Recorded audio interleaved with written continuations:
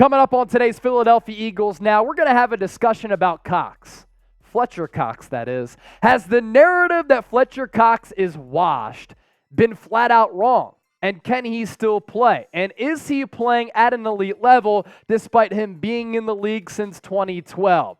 Fletcher Cox's resume. He's one of the most legendary Eagles defenders of all time. He's drafted out of Mississippi State back in 2012. I remember that night fondly because I was in the 94 WIP studios that night, and I had Fletcher Cox mocked to Philadelphia. That's exactly where he went. First team All-Pro in 2018. That is quite the honor. A second team All-Pro 3 times in what has been an awesome career. 2014, 2015, and 2017. He has tallied 6 Pro Bowl selections. He was named a member of the 2010s All-Decade team. And of course, in Super Bowl 52 against the New England Patriots, a critical member of that defense that won the franchise's first ever Super Bowl. And think about this, right? When you consider greatness as far as professional athletes go, longevity and a sustained level of play are really important. And that's exactly what Fletcher Cox has been able to do since coming into the league in 2012. He has consistently been a great player, or at the very worst, a very good player, even at the tail end of his career.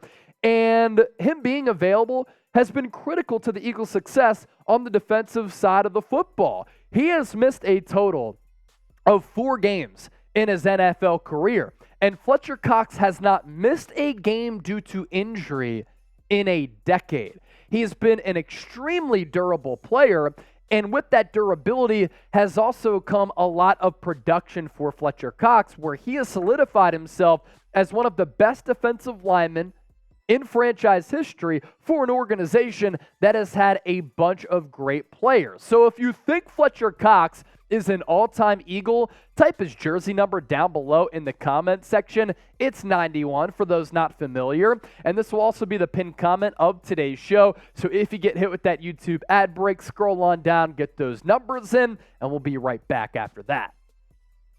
With what Fletcher Cox has been able to do throughout his career, 173 total games, 65 sacks, although he's never really been too much of a sack artist operating out of that defensive tackle spot, 156 quarterback hits in those 173 games, 85 tackles for loss, and 336 solo tackles. And Fletcher's production has been really good of late. I think a lot of people looked at that contract and he wasn't meeting the threshold of being an elite player, making elite money, but the high price tag has overshadowed that a bit because Fletcher Cox has been more than serviceable, and he's been really, really good. You look at what Cox has done over his last 4 years, he's still been a steadily very, very good player. In 2019, 40 tackles, 10 tackles for loss, 3.5 sacks, 10 quarterback hits. In 2020, 41 tackles, 11 tackles for loss, 6.5 sacks with 9 quarterback hits. In 2021, I will say it was a little bit disappointing for him. 35 tackles, 7 tackles for loss, 3.5 sacks, and 12 quarterback hits. And then in 2022, he was legitimately one of the best defensive tackles in the game. 43 tackles, 7 tackles for loss, 7 sacks, and 14 quarterback hits. Now, today's video, we're going in depth on Fletcher Cox. We've done the same about Devontae Smith and Jalen Hurts in previous videos as well because our versatility really important to me on the show because I want to be able to display that we do it all. And if you want more Eagles talk like this, subscribe. Turn on those notifications, therefore you never miss our content. Now, when I talk about Fletcher Cox being elite, the numbers back up Fletcher Cox being elite in 2022.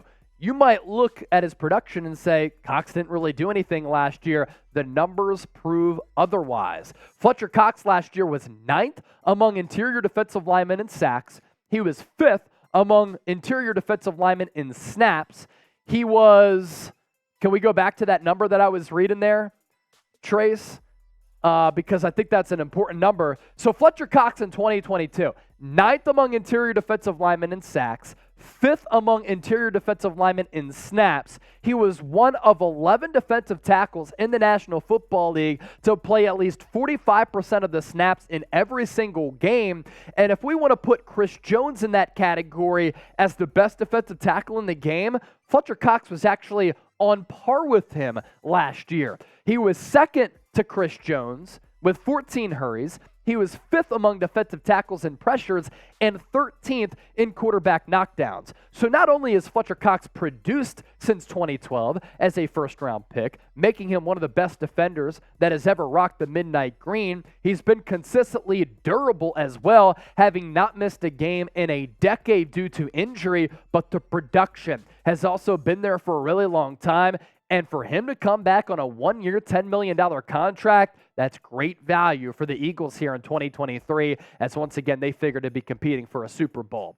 Don't forget also that from 2015 to 2020, Cox was probably the second best defensive tackle in the game of football. Like, that is not a hyperbolic statement to say. It was Aaron Donald and it was Fletcher Cox. That's why Cox was named a member of the 2010s All-Decade team. It was Aaron Donald, it was Cox, kind of going stride for stride.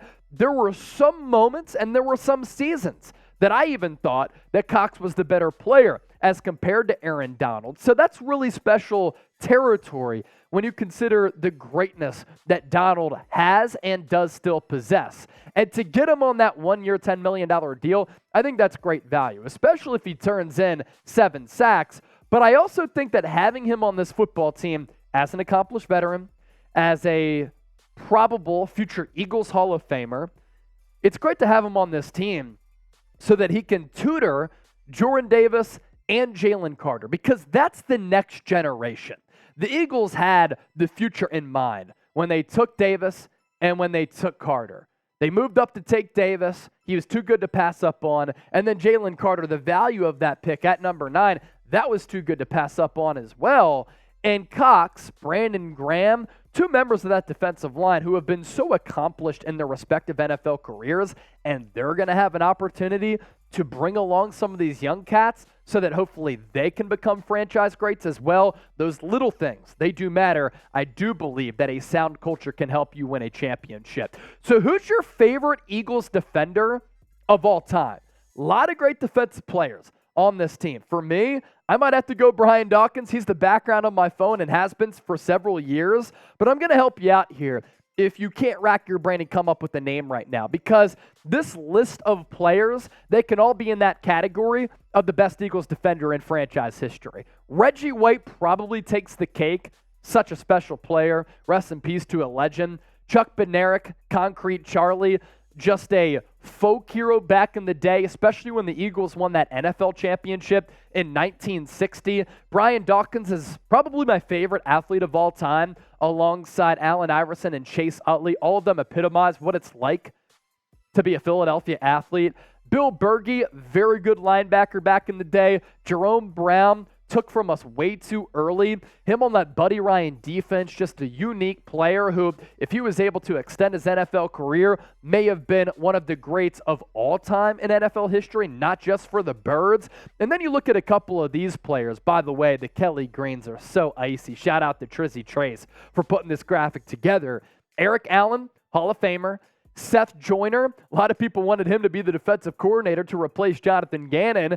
He ain't scared of nothing. Andre Waters, also gone too soon. Clyde Simmons, very good player. And then Trent Cole. Trent Cole, I believe, is second all-time in the history of the Eagles in sacks, so he has to be on this list of the best Eagles defenders of all time. So if you enjoyed today's show, if you enjoy our content, or you just want to say what's up, slide in the DMs. Say howdy at Chase_Senior on Twitter and Instagram. Or if you don't like howdy, be like, yo, because that's more in that Philly wing.